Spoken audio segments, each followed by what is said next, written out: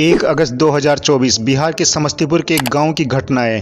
गांव के कई लोग मिलकर बिजली विभाग के दफ्तर पहुंचकर शिकायत करते हैं कि गांव में बिजली के ट्रांसफार्मर में कई बार आग लग चुकी है तो उसको ठीक करवाया जाए। तो इस पर विभाग के अधिकारी ने गांव वालों से मजाक में कह दिया कि इसमें बिजली विभाग क्या करे, उस ट्रांसफार्मर पर भूत का साया है जो उसमें बार बार ठीक करने के बावजूद आग लग रही है। फिर क्या था, गांव वाले पहुंच गए एक कथित सिद्ध बाबा के पास झाड़ फूंक के लिए और अब चलता है ट्रांसफार्मर की पूजा पाठ का कार्यक्रम। फूल मालाएं चढ़ाई जाती हैं, मंत्र फूके जाते हैं। ये है 2024 में भारत के लोग। ट्रांसफार्मर में भूत सवार है। टोली गांव में पीछे एक ट्रांसफार्मर लगा हुआ, लेकिन दोस्तों बार बार इस ट्रांसफार्मर पर रात में दिन में आग लग जाता है, बार बार तार जल जाता है, लाइन कट जाता है। ट्रांसफार्मर में देवी देवता और भूत प्रेत का साया। भारत के इतिहास में और आपने आज तक ऐसी घटना नहीं सुना होगा किसी बिजली के ट्रांसफार्मर में भूत प्रेत भगाने के लिए किसी सिद्ध भगत जी को बुलाया जाए। बात अगर यहीं तक होती तो फिर भी ठीक था, पर बात इससे बहुत आगे निकल गई है। देश में छोटे छोटे बच्चों को ही साधु बना दिया जा रहा है।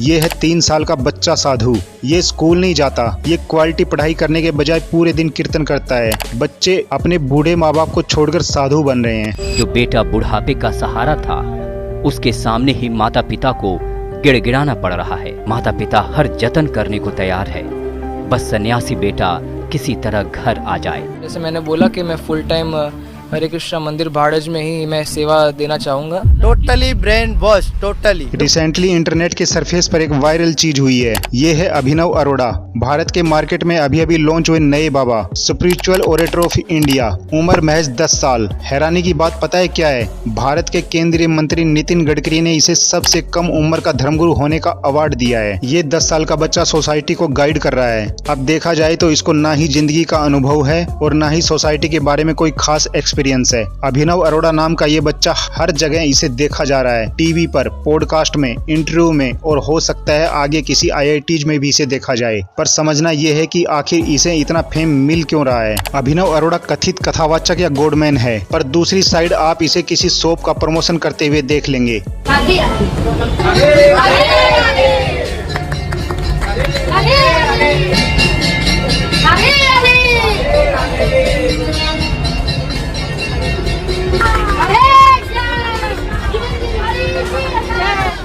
दर्शन आज पहली बार की है और मैं काफी टाइम से इनका इंतजार कर रहा था कि हमारे यहाँ ये अपने चरण आ गए। इनका हार्दिक स्वागत करता हूँ, अभिनंदन करता हूँ और आप सभी तालियों के माध्यम से इनका हार्दिक स्वागत है।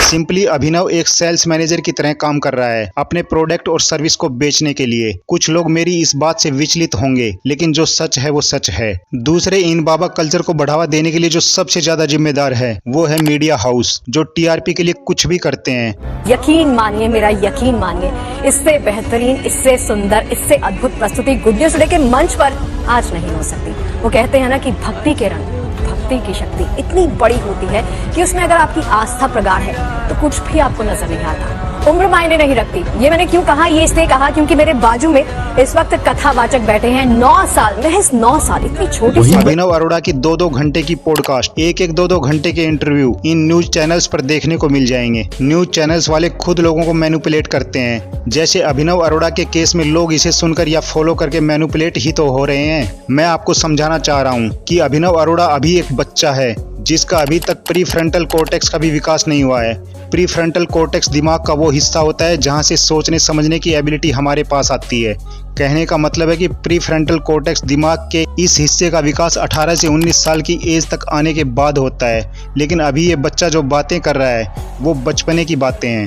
मटकी का माखन किसने चुराया, बंसी बजाकर गोपियों को किसने नचाया, हमारे असल में ये जो सब हो रहा है इसमें इस बच्चे का दिमाग नहीं है, बल्कि इसके पीछे दिमाग है इसके माँ बाप का। और जो भी इसके पीछे लोकल भक्ति वाले ऑर्गेनाइजेशन हैं वो इसको एक प्रोडक्ट की तरह यूज कर रहे हैं। ये बच्चा जहाँ भी जा रहा है उसको वहाँ ले जाया जा रहा है सिर्फ और सिर्फ पैसे कमाने के लिए, क्योंकि इसके पिता को अच्छी तरह पता है कि वो इससे अच्छा करियर अपने बेटे को कभी दे ही नहीं सकते थे। हैरानी की बात यह है कि इस बच्चे बाबा के नाम पे भीड़ इकट्ठा हो रही है। अभी जैसा आप इस वीडियो में देख रहे हो, ये बच्चा एक सेमिनार कर रहा है और यहाँ सैकड़ों लोग बैठे हैं। और इधर देखो कितने यूथ बैठे हैं इससे आप अंदाजा लगा सकते हैं कि किस लेवल के बेवकूफ लोग हैं भारत में। लेकिन इन एजुकेटेड लोगों को पूरा अधिकार है मूर्ख बनने का, क्योंकि क्या इस देश में अब बिना रोक टोक के मूर्ख भी नहीं बना जा सकता। मुझे तो समझ नहीं आ रहा कि भारत में इतने खाली लोग हैं कैसे। इससे हम इस बात का अंदाजा लगा सकते हैं कि लोग बस बातें करते हैं कि हम सक्सेसफुल नहीं है, क्योंकि हमारे पास रिसोर्सेज नहीं है, हमारे पास टेक्नोलॉजी नहीं है। यहीं पे लोग अपने टाइम को, जो कि सबसे बड़ा रिसोर्स है, उसको लोग वेस्ट करते हैं ऐसे ऐसे लोगों को फॉलो करके। और इन जैसे लोगों की फॉलोइंग लाखों में है, पर तुम्हें समझना होगा कि आखिर कैसे इन लोगों की फॉलोइंग लाखों में पहुंच जाती है। मैनिपुलेटर दूसरों को दिखाते हैं कि बहुत सारे लोग उन्हें फॉलो करते हैं, इससे और लोग भी उन्हें फॉलो करना शुरू कर देते हैं और इस तरह लोगों की साइकोलॉजी के साथ खेल खेला जाता है। दूसरे देशों में कोई छोटी उम्र का बच्चा कभी कभी कोई बड़ी कंपनी खड़ी कर देता है और भारत में छोटी उम्र के बच्चे बाबा बन रहे हैं। अब बच्चे तो सोचने पर मजबूर होंगे ना कि पढ़ाई करें या बाबा ही बन जाएं। मैं खुद भी धार्मिक हूँ, लेकिन अगर आप मुझसे पूछोगे कि एक स्पिरिचुअल लीडर कैसा होता है, तो मैं आपको एग्जाम्पल देता हूँ। एक असली स्पिरिचुअल लीडर थे स्वामी विवेकानंद और ओशो, जिन्होंने साइंटिफिक तरीके से रिलीजन और स्पिरिचुअलिटी को खोजा था। अगर धार्मिकता को समझना है तो आप इन लोगों को पढ़ो, लेकिन अगर आप इन 10-10 साल के बच्चों को सुनोगे इंटरनेट पर, तो सिंपली इससे आपका फेथ, आपका कल्चर एक्सप्लॉइड होगा। उम्मीद करता हूँ कि आप मेरी बात को समझ पाए होंगे। तो मिलते हैं किसी और वीडियो में। आपका कीमती समय देने के लिए धन्यवाद।